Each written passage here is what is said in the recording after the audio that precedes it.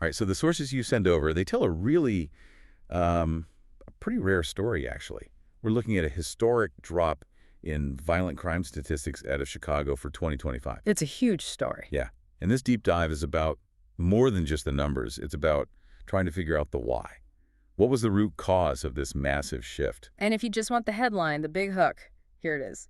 As of November 2025, shootings in the city were down over 30% year to date. 30%. That's a staggering number for a single year. It really is, and it kind of sets the stage for everything else we need to get into. Okay, so that 30% figure is powerful, but let's break that down. How did things look in just the first 6 months where this success really seems to have taken hold? Right, so if you zoom in on just the first half of the year, the data shows homicides are down somewhere between 32 and 33%. And that brought it to the lowest level in how long? Over a decade. The sources are pretty specific on the raw numbers: 188 homicides and 665 shootings in just that 6-month period. It's the historical context that really gets me.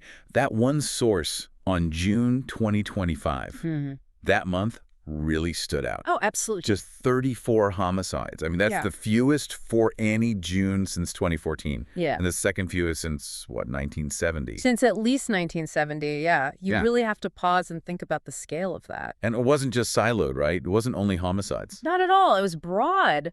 Other violent crime categories saw these huge declines too. Vehicular hijackings, for example, were down by roughly 50%. 50, wow. Yeah, and robberies dropped by 32%. The only real exception in the sources was sexual assaults, and even that was up by less than 1%. Okay, so the data is, it's undeniable, a major turnaround. Which brings us to the big question. How?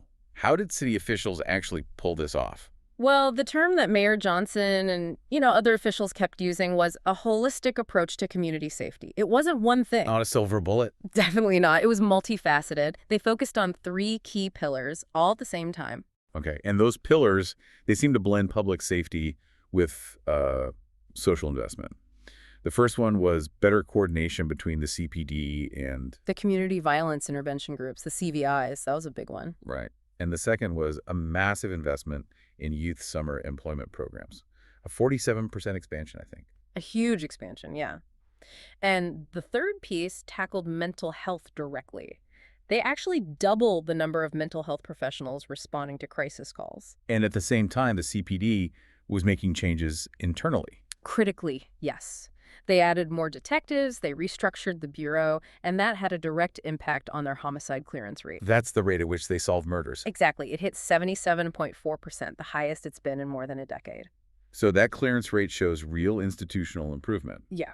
But there's a huge but in this success story, isn't there? A major headwind that officials kept pointing to. Yeah, there is. Despite all this progress, Deputy Mayor Garen Gatewood said the #1 issue is still limiting access to illegal weapons, just because of the, quote, sheer volume. And that volume is, I mean, it's just mind-boggling when you see the numbers. It really is.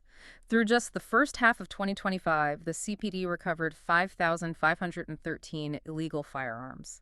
Do the math on that. That's an average of, what, 32 guns a day? 32 guns recovered every single day. You can see why the deputy mayor called them weapons of mass destruction. It gives you a sense of the urgency they feel. It really does. So if we're boiling this all down, the takeaway for you is this. Chicago saw these historic drops in violence by blending police reforms with really deep community and social investments. It's a model that tackles the crime, but also, its root causes. Right. But here's the thought we want to leave you with. Even in the middle of all this historic success, city officials are saying the main problem is still the sheer volume and access to guns. So what does it mean for the long term if they're still recovering 32 illegal firearms a day?